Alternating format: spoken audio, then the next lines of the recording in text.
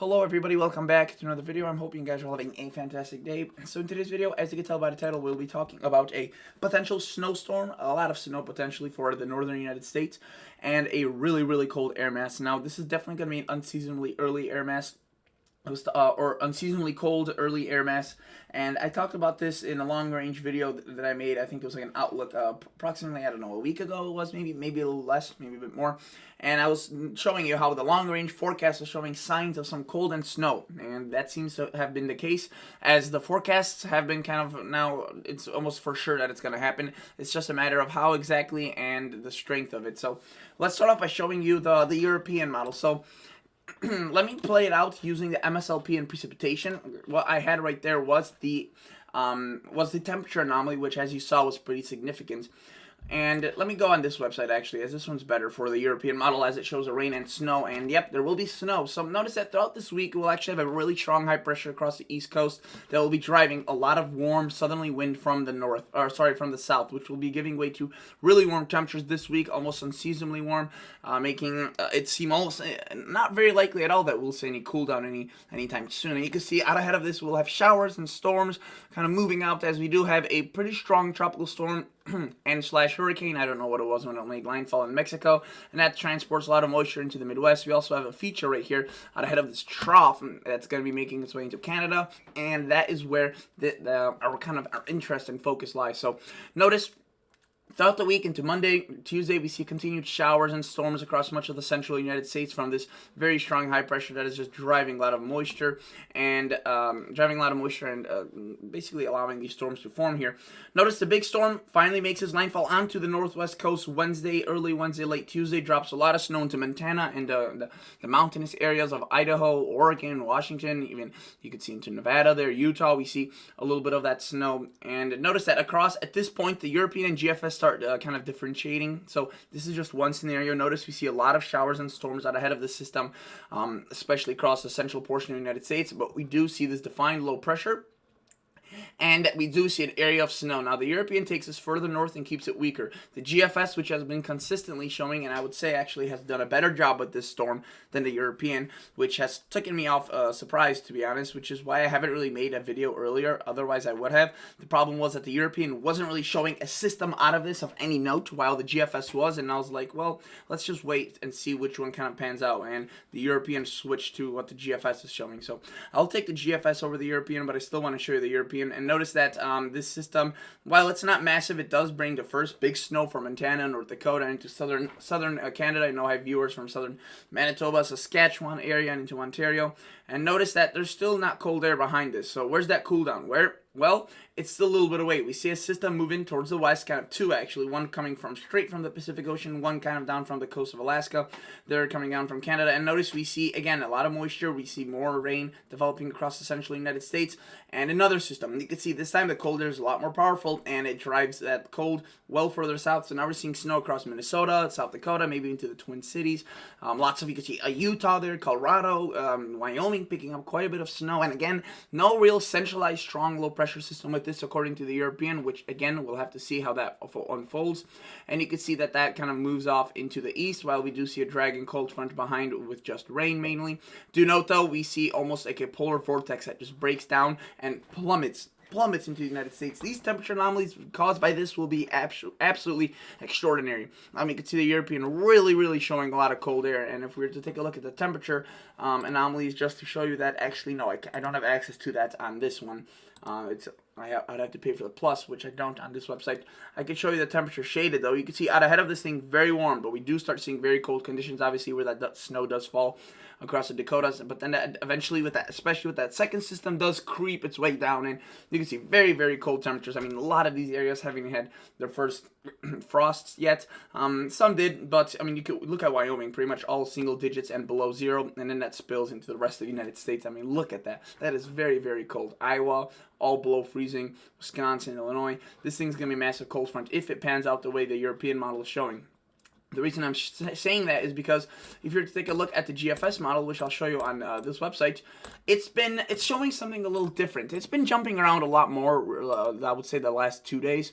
Originally, as I mentioned, it was more consistent with this thing playing out, but the last 2 days it's kind of lost that. So I'll show you what it was showing, say, yesterday, even in the evening hours, alright? So yesterday's evening model run, you can see there's that, again, that precipitation streaming out ahead from this strong high pressure. There's that snow and cold, and again, you can see it was a lot more stronger than what the European model is showing. A lot more prolonged, and just a lot more cold air to work with, so the snowfall amounts are a lot higher with that first one, and it does end up developing into a really strong system, which drives a lot of cold air even further south than what the European showed. You can see the GFS is now would be showing yesterday snow across Nebraska, Iowa, Illinois. I mean, really unseasonably far south for this time of the year, an early snowstorm. And you can see that it also shows a lot of cold air streaming in. Not quite as much as what the European showed with that lobe of very cold air moving in, but definitely cold air nonetheless. Now, today's model run, well, I guess there's been many since then, but the ones that are today are showing a little bit of a more mellowed out scenario, which is also a very big possibility, obviously. Notice there's that system, there's that snow across Montana, so no big changes, but it's a little bit different. Notice that the snow here stays further north, kind of what the European showed. It's weaker, doesn't develop into some massive system like the GFS yesterday was showing, but it's definitely still a powerful storm, and you can see we still have that second wave across Iowa, Minnesota with that snow, which will definitely probably be with some ice, and that cold air is definitely there nonetheless. You can see the GFS really drags this out. That kind of that rain, snow, I guess, cold front that is going to be pummeling most of the areas here into late weekend to early next week. But it doesn't, again, have that really strong lobe of cold air. Again, 240 hours out. This is what the GFS shows, and you can see the temperature anomalies. It's cool, but it's nothing compared to what the European was showing with its incredible anomalies being a lot more widespread and a lot more deep. So that's that, and we'll have to wait and see which one has a better handle. At this point, I can't really tell you which one does. Again, based on what I've been seeing, I would say the GFS. But again, maybe now it's the European that's been starting to handle things a bit better as it's kind of approaching its more medium term, where the European usually does a better job.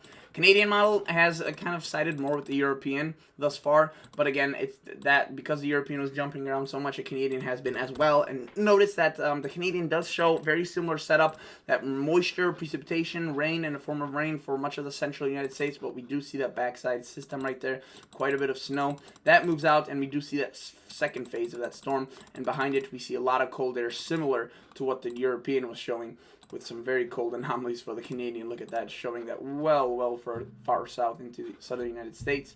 Obviously now I kind of want to show you some of these snowfall amounts. So again, the GFS has been jumping around quite a bit with this, but nonetheless, there is some snow coming. You can see the most recent model run for 192 hours shows quite a bit of snow, including quite a bit further south, again, into Kansas, Nebraska, a lot of mountain snow. And I could go model run by model run. So this is the previous one from noon today. This is from 1 in the morning. You can see they've been pretty darn consistent with that. Some showing less, some showing more.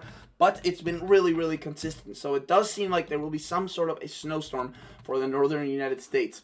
Now the European, with its snowfall amounts, also showing quite a bit of snow, especially across the northern United States, but it's just a little bit further north than the GFS shows. Though you can see it's quite significant. We see many areas potentially over a foot, especially in southern Montana there and into North Dakota. And if you were to take a look at the midnight model run, for example, it was a little bit less, but still nonetheless relatively consistent. Just not as consistent as what you saw from the GFS there. And now I can also show you the ensemble. So this is all the members of the GEFS, 31 members, right? So it's a lot. And you can see that each one of them pretty much shows some sort of a snow system. This is just a picture of the Midwest. I can't do the whole country. You can see the states there pretty clearly. It's the Midwest. And again, we do see that first system, right? Again, there's still some differences. Some show it a lot larger. Some show it a bit weaker. We'll have to wait and see how that pans out. But then there's also that second part of that system that's further south. There's a lot more disagreements on this one. You can see some don't really do that much. They bring it, again, pretty far close to the Twin Cities there. Some you can see bring a lot more snow, even south of, say, the Twin Cities into Nebraska, Iowa. So a lot of cold air for sure with this thing, as it's going to be bringing snow into potentially almost the southern plains at this point. So very interesting. We'll have to see how this plays out. But of course, this snow is also going to be coming with a lot of cold air, which will be affecting a lot more of the United States than the snow, as that will be probably just, secluded towards the northern, I guess, third there. But notice that the ensembles, again, this first part of the week, very warm. It does start getting very cold, though, especially across the northwest into the late part of the week. Still warm across much of the eastern United States into early next week.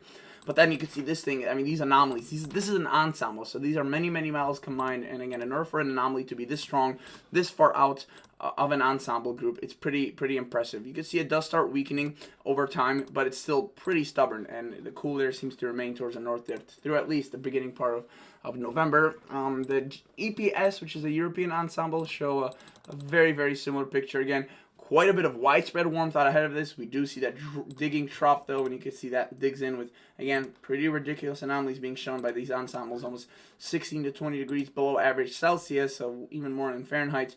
And you can see it does spill far into the east. While it does weaken in magnitude, it does stick around for quite a while, and it's stubborn here across the northern kind of the United States there. More of like a La Nina pattern versus an El Nino, which is also something interesting.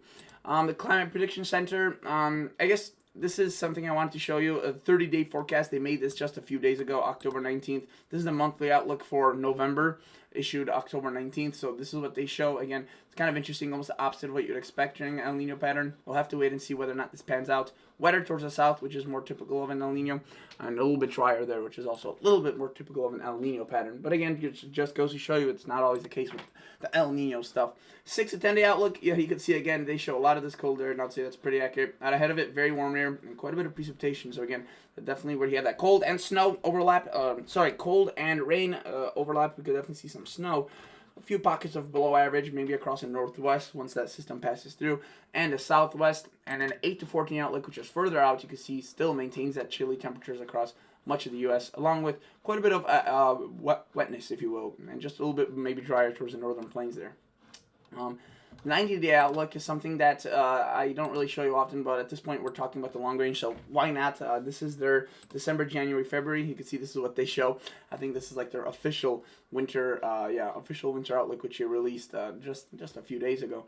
And you can see that they're showing near normal towards the south, warm towards much of the northern half. I don't know if that will be true or not. Seems a little biased towards the warmth.